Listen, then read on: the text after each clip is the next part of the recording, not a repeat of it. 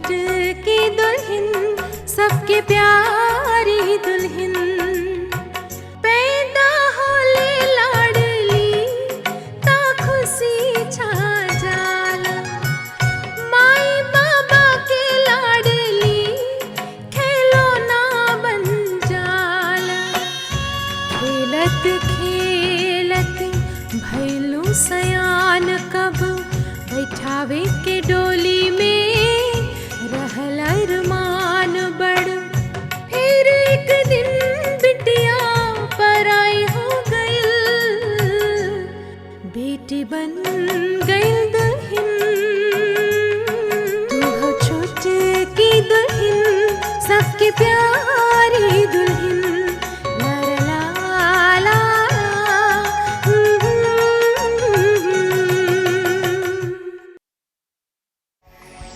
जब राजेशवा घर आ जाई तो ओकर अपनी बदला की बिसात का मोरा बनाई। जे उम्र भर तोरी चौखट पर हाजिरी लगावत रहलस, ओकरा के तो जीवन और मृत्यु के बीच संघर्ष करे खातिर छोड़ देला बाड़ा। प्रेम तो बड़ा बड़ा चट्टान को पिघलाई देता।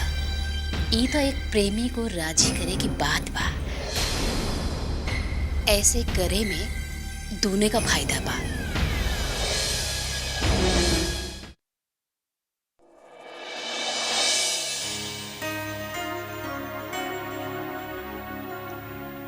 राजेश से ऐसा उम्मीद ना रही। कितना समझदार समझत रही हम ओकरा के, पर वो निरा बेवकूफ और उद्दंड निकला।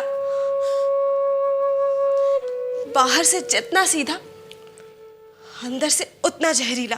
बिंदिया, वो तुम्हार छोट भाई हवन, ऐसे मत बोली।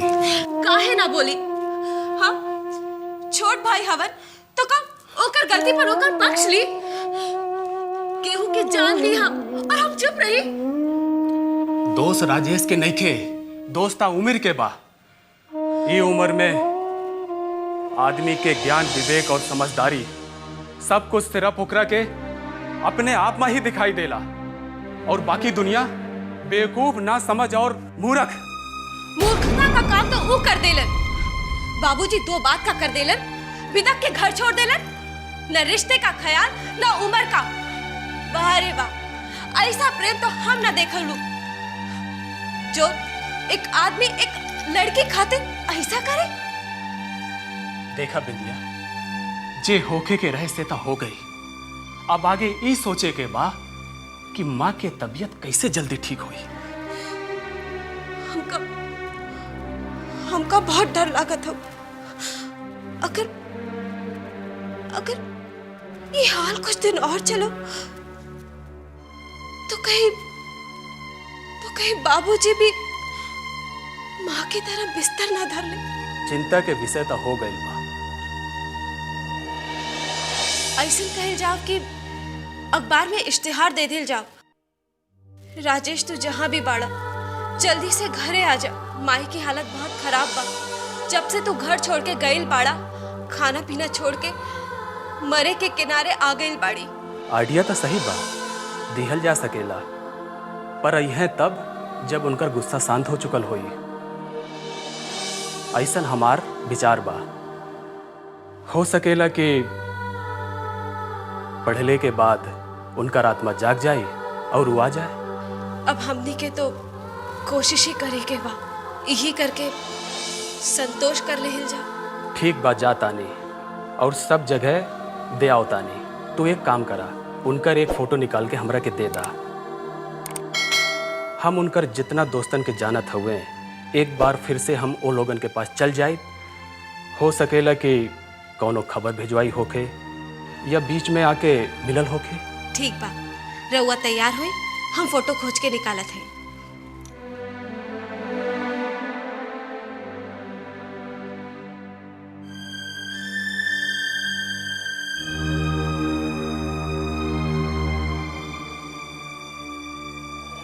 अजीब पागल लड़का बा, ना जाने कहां छोड़ के चल गई। भैया जी, हम तो ये कहता नहीं कि अब हमने के राजेश के बारे में सोचल बंद कर देने के चाहिए। अंबिका, तो के पता बा तो का कहता हो? अरे राजेश, हमने के छोट भाई हो, तो हार छोट देवर, ये घर का सबसे लाडला लड़के हो। ओकरा के बारे में तो कहता रू कि हमने के सोचना के बंद कर देवे के चाहिए। अजीब तू औरत बाड़ू, मोह माया तो हर में जरा भी नहीं के। तो हम कौन गलत कहली? जेकरा नजर में ना अपने बाप के इज्जत बा, ना अपने महतारी की परवाह। भला ओकर बारे में का सोचल जाई? उनकर चलते माँ जी के का हाल हो गई बा। भला ऐसा भी कौनो बेटा होला? इतना कठोर कोई कैसे हो सकेला? तोहार बात भी निराधार नहीं के बिल। पर राजेश अभी बच्चा बा, नादान बा। नया उम्र, नया खून, नया जोश, अनजाने में गलती कर बैठेला। पर हमनी बड़ा बानी, समझदार बानी। हमनी के फर्ज बा कि ओकर गलती नजरअंदाज करी। बिल्कुल शायद कहता है भैया, जरा सी खींच बात में उसे कोई गलती हो गई, हमने के माफ कर दे। बिल्कुल। यही से हमरा के राजेश के खोज जारी रखे के बा। भैया जी, इतना दिन उनकर गैलन हो गई, लेकिन ना वो अइलन ना उनकर कौनो खबर। तो ये भी तो हो सकेला कि उनकर साथे कौनो दुर्घटना हो गई हो। बस अंबिका, बस बंद रख अपन करिया जबान। शुभ मुंह से नहीं निकलत तो अशुभ भी मत निकाल इस मुंह से। ठीक बा, अगर हमार बात तोरा के इतना खराब लगता तो अब हम कुछ ना बोलब, एक अद्दे जुबान कुछ ना बोलब। लड़ाई झगड़ा ना महेश। दुल्हन जौन बात कहता रही, कौनो बेजा बात नहीं के कहा।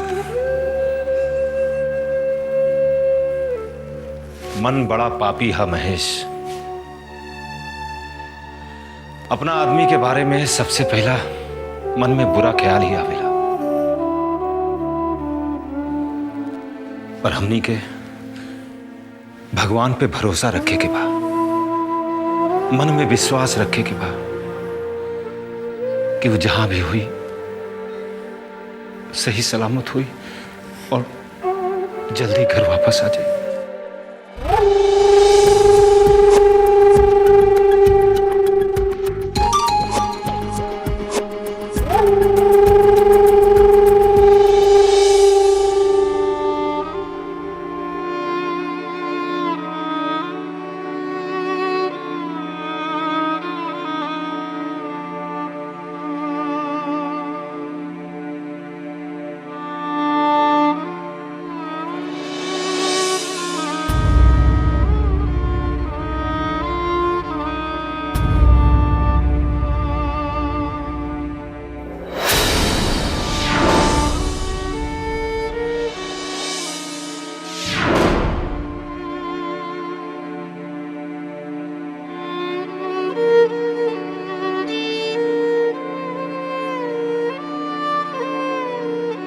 बाबूजी, हाँ?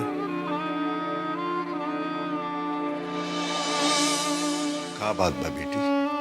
सब ठीक बा। आई खाना खा ली। खाना? हाँ। भूख नहीं खे बेटी? भूख नहीं खे या मन नहीं खे, हम समझत है राउर दुख बाबूजी। एक तरफ बेटा के अब तक ना आवे का दुख, और दूसरी तरफ माँ के खटिया पकड़ लेल का गम। दुख के ए दोनों पार्ट के बीच रउआ पिस रहल बानी। पर जौन समस्या सामने बा ओकर हल ई त नहीं खे। दुख के थपेड़ा सहे के खातिर आदमी के शरीर से, मन से, दोनों से मजबूत होना जरूरी बा। अगर रउआ खाना ना खाए तो कमजोर हो जाए, राउर तबीयत खराब हो जाए, फिर का होई सोची। कैसे देखे माई को बोली। पर बेटी अन्न कंठ के नीचे जा, तब न खाई। बाबूजी, कोशिश करब तब न जाई। तो हर माई के तबीयत देख के कोशिश भी हमके छोड़ देले बानी। बाबूजी, एक कौर खा ले। जिद मत करा बेटी, जिद मत करा। ठीक बा, जिद ना करब, पर एक विनती तो जरूर करब। रहुआ ऐसे अपने को निढाल ना करी, हिम्मत रखी। राजेश भी घर लौट के आई और माई भी ठीक हो जाए। बस ये समझी कि परेशानी और दुख के बदरी हमरी के ऊपर घेर आयल बा, जे तुरंत छट जाए बाबूजी। हाँ बाबूजी, भगवान निर्दयी ना हवे कि जानबूझ के एक चींटी ना मारे वाले के जीवन में दुख के समय अधिका लंबा रखे हैं।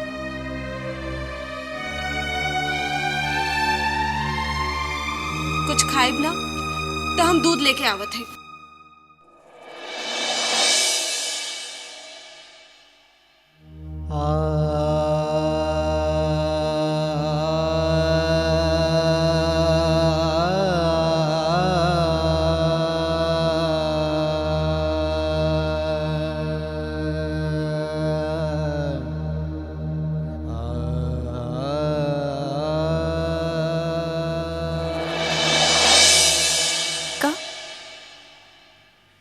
राजेश आ गई ना? आवा बेटा, लगे बेटा। नहीं ना, क्यों बुलाता? राजेश, राजेश, आवा बेटा। नहीं आई।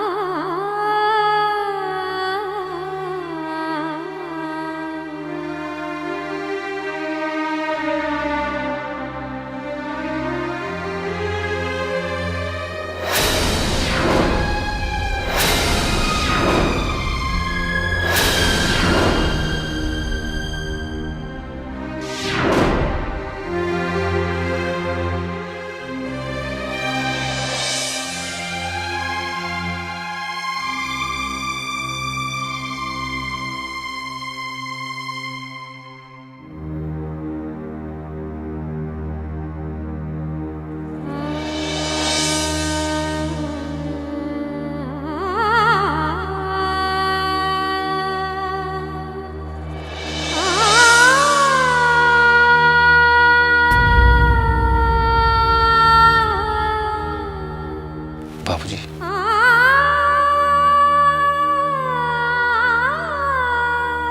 बाबूजी। चलिए बाबूजी, सोते चलिए। सोते चल जाए तो माँ के लगे के रही। हम बानी बाबूजी, बिंदिया बानी। चलिए रवा, सोते चलिए। आई तो चिंता ना करें।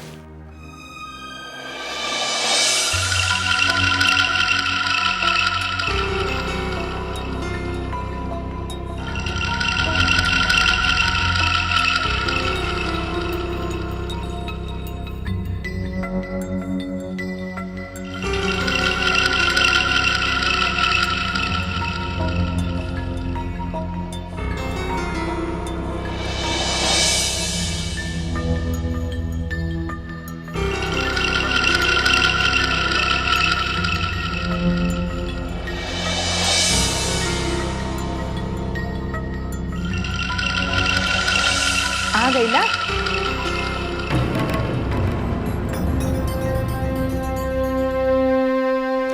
आ गई ली। जिंदगी की लड़ाई में फिर से हार के आ गई ली। हार जीत तो जंग के दो पहलू होला। एकरा में घबराए वाला कौन सी बात बा? तू बैठा, हम तोरा खातिर पानी लेके आवत है। नहीं, पानी ना चाहिए, ना चाहिए पानी। का बात बा? आज बहुत परेशान लगत बड़ा। परेशान ये बात सोच के बानी कि कल फिर से जंग पे निकले के पड़ी। में घबराए वाला कौन सी बात बा? जंग पे बहादुर जाला, डरपोक थोड़ी ना। सोचत हैं कि जाइब कैसे, और जाइब ना तो यहाँ नौकरी लेकर केहू आइब ना। ते में दिक्कत वाली कौन सी बात बा? पैसा नहीं के गाड़ी में पेट्रोल डलावे के खातिर।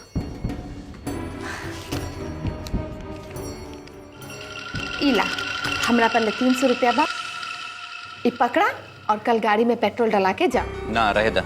काहे? अरे हम बस से चले जाइब। ना बेटा ना,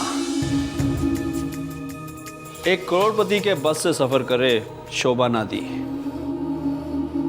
लोग ताना दी, उपहास उड़ाई, मजाक उड़ाई, और हमरा जीते जी कोई हमार भतीजा का उपहास उड़ावे, ये हम बर्दाश्त ना कर सकेनी। हालात बदल गए बा चाचा। अब ना हम करोड़पति बानी और ना मिल मालिक, एक आम इंसान बानी, और आम इंसान के मजाक ना उड़ावे।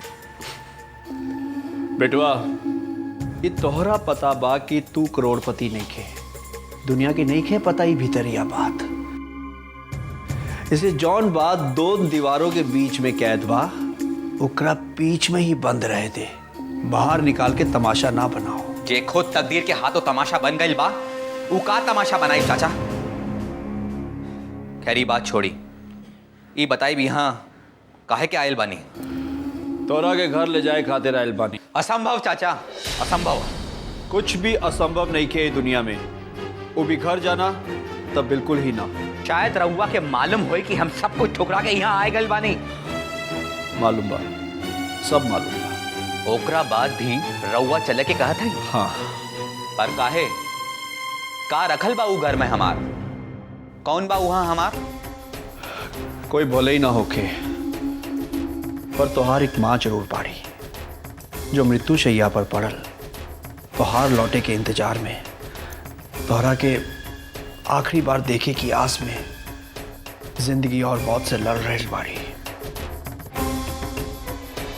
का तू उनकर आखिरी इच्छा पूरा कर कर अपना बेटा होके का हक निभालना चाहबा? माई के तबीयत खराब बा? बहुत खराब बा बेटवा, बहुत खराब बा।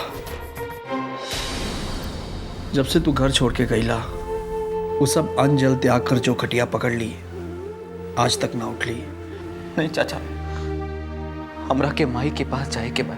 चला बेटा जल्दी करा, हो सकेला उनके जिंदा रहते तो दर्शन कर सकेला। अब बेटा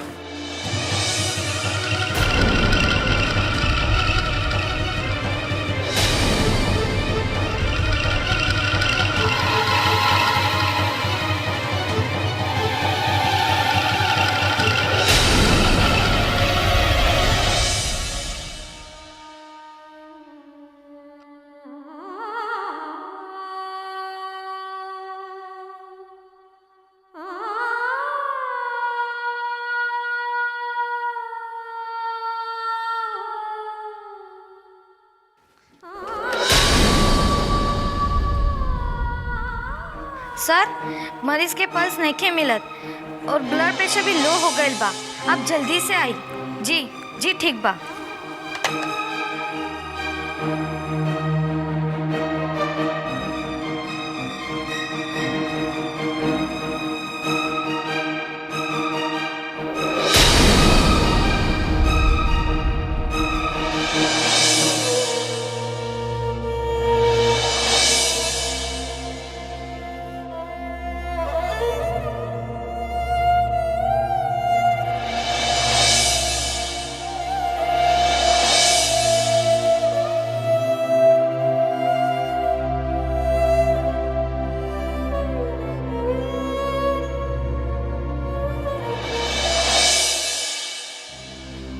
का हाल बा नर्स? वही हाल बा, पल्स नहीं खे मिलत और प्रेशर भी नहीं खे। ऐसी नर्स, जल्दी से इंजेक्शन तैयार करा, जल्दी। जी जी सर। डॉक्टर, कोशिश अपना हाथ में बा, बाकी ऊपर वाला के हाथ में।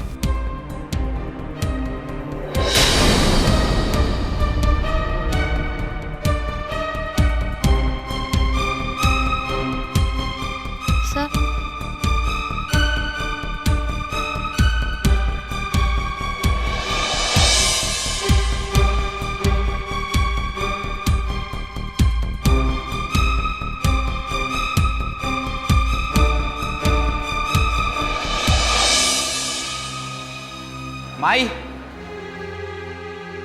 माई।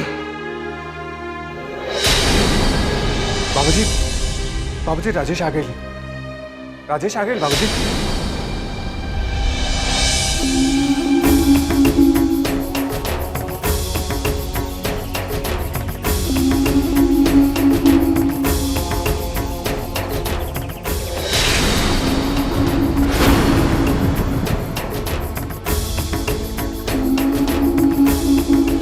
माई,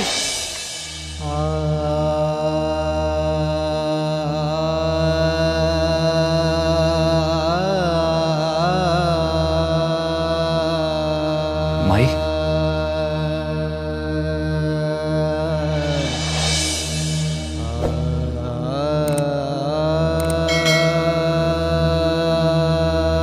माई,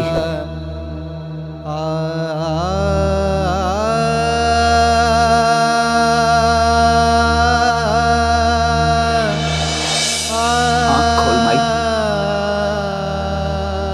देख हम आ गईली।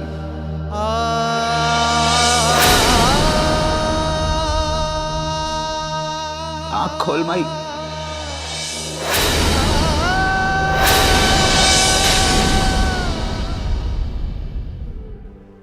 राजेश के खोज के घर में लाके, अरे जौन काम हम ना कर सकेंगे वो तू कर देला। अगर राजेश लौट के ना आई तो ई घर के जो धन दौलत बा ओकर 3 हिस्सा के बदले 2 ही हिस्सा हुई। और ई सोच के हमार दिल के ठंडक मिलल कि ई घर की छोटी दुल्हनिया अगर हमार बहन न बनला तो दूसर कौनो भी न बनला। तू हो चुटकी दुल्हन सबके प्यारी दुल्हन, तू हो चुटकी दुल्हन सबके प्यारी दुल्हन। मंगिया से नूर शोभे सजना के नाम के, रखी है तुमान अपना घर संसार के। मंगिया से नूर शोभे सजना के नाम के, रखी है तुमान अपना घर संसार